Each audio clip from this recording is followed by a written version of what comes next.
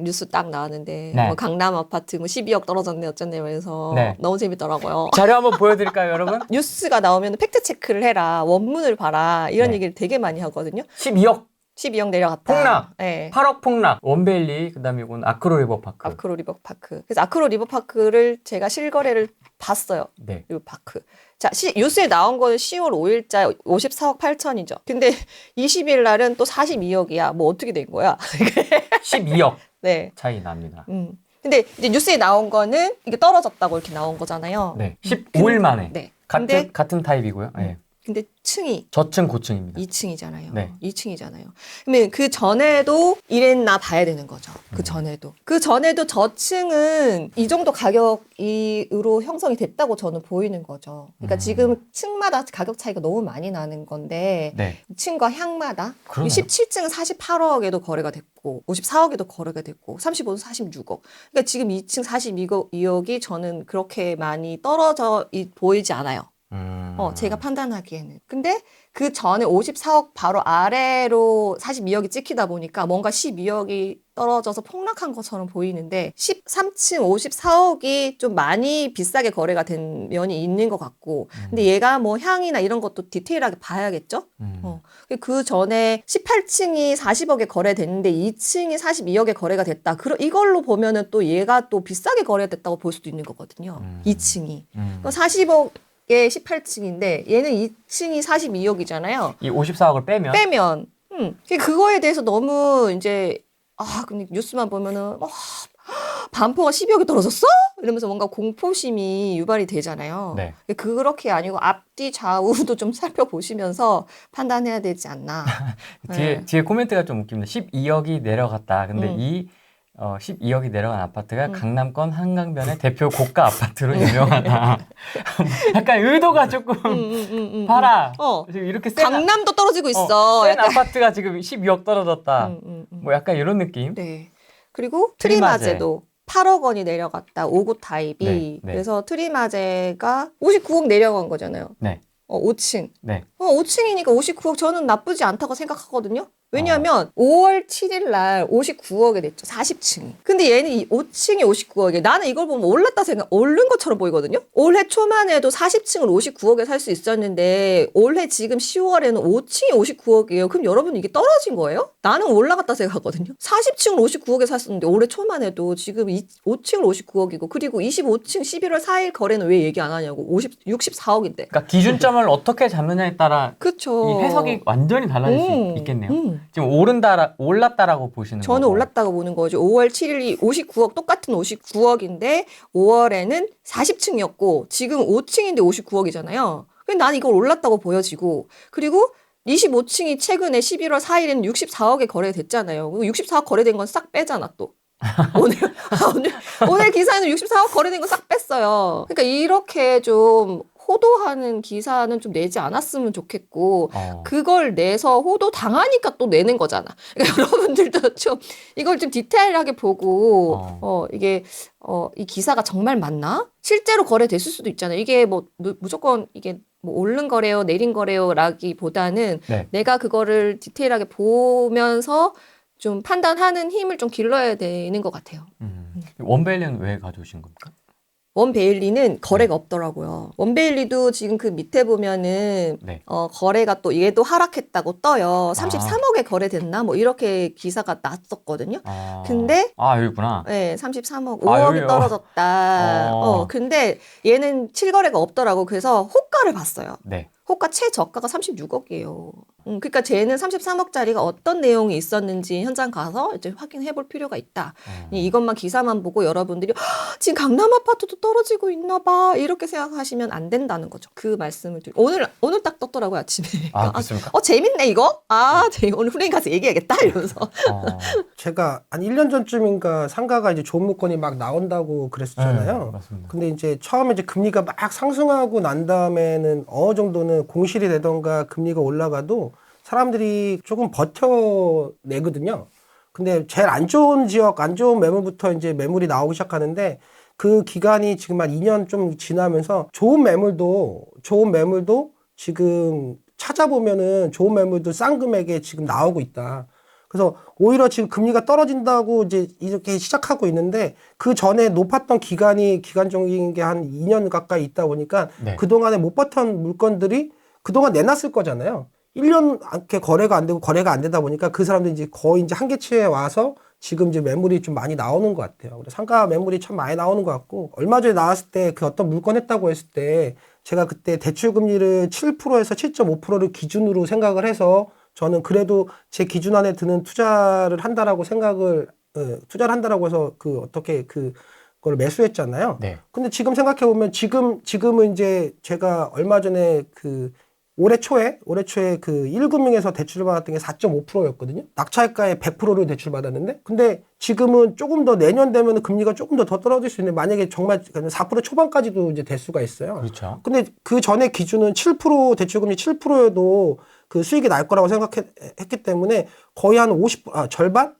그 100% 가까이는 아니어도 7, 80% 가까이가 이제 떨어진다라고 생각하면 그걸 기준으로 이제 7%를 기준으로 물건을 찾았던 그걸 기준으로 그대로 보수로 한다고 하면 지금은 좋은 입지에 좋은 물건이 지금 나오는 것 같아요. 좀 더 금리가 다 떨어지고 안정적인 임대가 되고 이러고 난 다음에 그 상가를 사기에는 늦을 수도 있겠다. 그래서 좀 더 빨리 움직이는 게 맞지 않을까라는 생각을 해서 올해 같은 경우는 저 같은 경우는 좀 이렇게 큰 물건, 인생 물건을 해가지고 여력이 없어가지고 지금 안 하고 있는데 모니터링을 하고 주위에 이제 저희 투자멘토스의 뭐 상남자님이 막 그 하는 걸 그 매물 이렇게 보다 보면 네. 좋은 물건들이 꽤 많더라고요.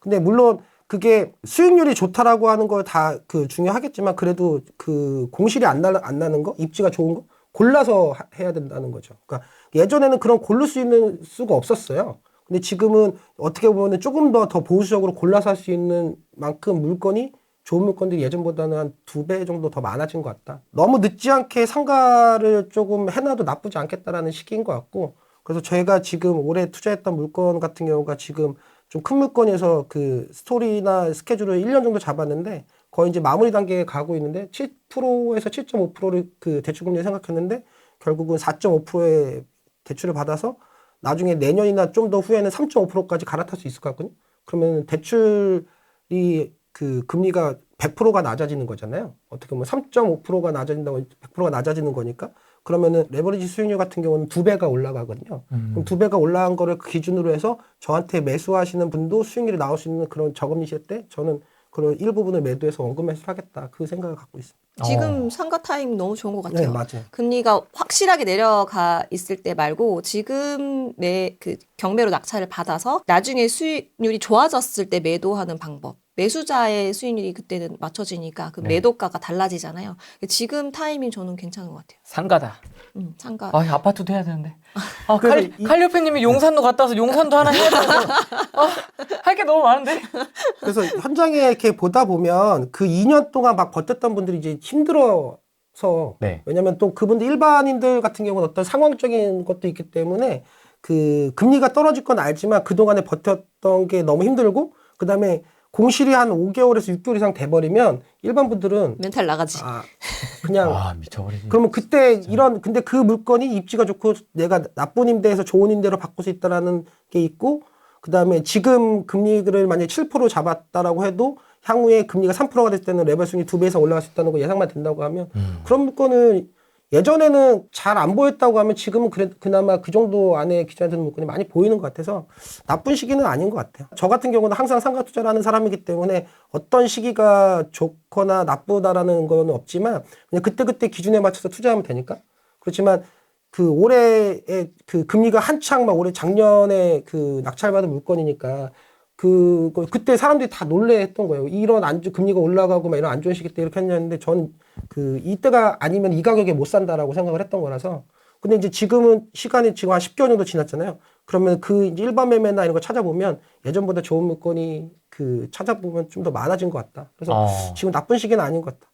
그렇지만 그래도 언젠가 금리가 천천히 내려갈 수도 있고 어떤 상황이 길어질 수 있으니까 그 전에 금리가 높았다는 걸 기준으로 보수적으로 기준을 잡고 하면은 좋은 물건 꽤 있을 것 같아요. 물론 이제 개별성이 강해서 상가는 네. 뭐 이렇게 딱 이겁니다라고 하기는 어렵지만 어떤 상가를 저는 그 조금 조심하셔야 되는 게 일단은 초보자일수록 수익률에 되게 관점을 초점을 주거든요. 그러니까 수익률에 너무 집중하다 보면 입지가 떨어지는 가능성이 되게 높아요. 정말 싸게 사지 않는 이상 그런 투자는 저는 조금 나중에 빠져나오기도 힘들고 평생 같이 가야 될 수도 있어서 그런 아이들보다 수익률이 좀 그런 아이들에 비해서 수익률이 좀 떨어지더라도 그러니까 월세 수익률이 좀 떨어지더라도 그 땅의 가치 자체에 조금 집중하시는 게 나중에 매도할 때도, 그러니까 강남 꼬마 빌딩 같은 게 수익률이 만족하진 않잖아요. 그렇지만 상승하는 건 훨씬 많이 상승하잖아요. 그러니까 그런 관점으로 좀 좋은 입지에 좋은 상가를 매수하는 걸로 이번에 컨셉을 잡으시는 게 어떨까? 칼리오페님이 지금 말씀하시는 건 오일근생 건물 말씀하시는 거예요? 네네네네. 상가. 저는 단칸 상가. 그 칼리오페님은 사이즈가 다르시니까.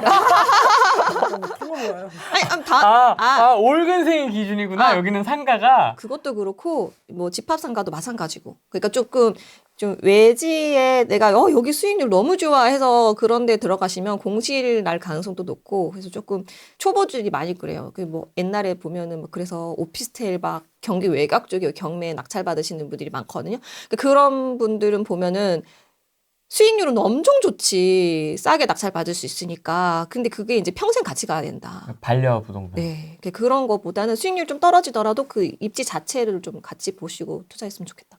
그래서 저도 항상 그 상가 뭐 강의할 때 얘기하는 말이 뭐냐면 저는 살 때부터 그 얼마에 누군가한테 팔 것인가를 정해놓거든요. 그래서 결국은 상가 같은 경우는 그 두 가지 저는 이제 여러 가지 중요 부분이 있겠지만 제가 중요시 여기는 건 원금 매수를 1-2년 내내 1년이나 2년 내내 가능한가. 그다음에 출구 전략이 확실하게 있는가. 내가 정말 급해서 확 던진다라고 하면 팔릴 것인가. 근데 흔히들 아파트는 그 정확한 그 가격표가 있기 때문에 거기서 확 낮게 하면 거래된다고 하잖아요. 근데 상가도 어느 정도의 공실이 아닌 물건은 가격 확 밀면은 그 상가도 팔려요. 그러니까 내가 만약에 최하단에 이렇게 팔릴 수 있는 그래도 내 수익이 있는가를 처음부터 살 때부터 그 미리 생각을 하고 해야죠. 그래서 상가가 제일 어려운 게 사람들이 제일 어려운 게 뭐냐면 그 출구를 했다. 그러니까 매도를 했다? 이게 제일 중요하거든요. 근데 생각보다 많은 분들이 상가가 매도된 사례들이 많이 없어요. 네, 쉽지도 않고 매도가. 근데 그러니까 처음에 아까 그 칼리오페님이 얘기했던 것처럼 처음에 팔릴 수 있을 만한 거 물건을 사야 되는 거죠. 아니면은 정말 싸게 사서 정말 그 싸게 팔면 되니까. 그렇게 두 가지가 중요한데 많은 분들이 당장의 수익률에 대해서만 그 너무 생각을 하고 팔릴 거라든가 아니면 이런 부분을 좀 더 생각을 안 해서 반려상가가 되는 분들도 꽤 있죠. 작년 올해 상가 팔았습니다. 네. 이 어려운 시기에도. 네. 근데 깎아주지도 않고 팔았어요. 그럼 그 사람도 먹을 게 있으니까 당연히 사는 거죠? 그러니까 저는 그때 예상했던 게 저는 그 정도 수익률에 팔 거라고 생각했는데 마지막에 이제 클로징에서 그냥 그 1-2천만 원 정도 깎아주고 뭐 큰 물건 10억 단위 물건은 5천만 원 정도 깎아주고 그 예상했던 그 바운더리에는 팔렸어요. 그러니까 그게 이런 시기 때도 안정적으로 임대료를 받을 수 있겠다라고 생각하는 매수층이 있거든요. 근데 이제 아까 말씀하신 초보자분들이 정말 너무 싸다고 해서 수익률이 너무 높다고 해서 안 좋은 그런 물건을 만약에 하면 결국 빠져나오기가 쉽지 않을 수도 있다. 근데 그거는 조심하셔야 되는 건 맞고요.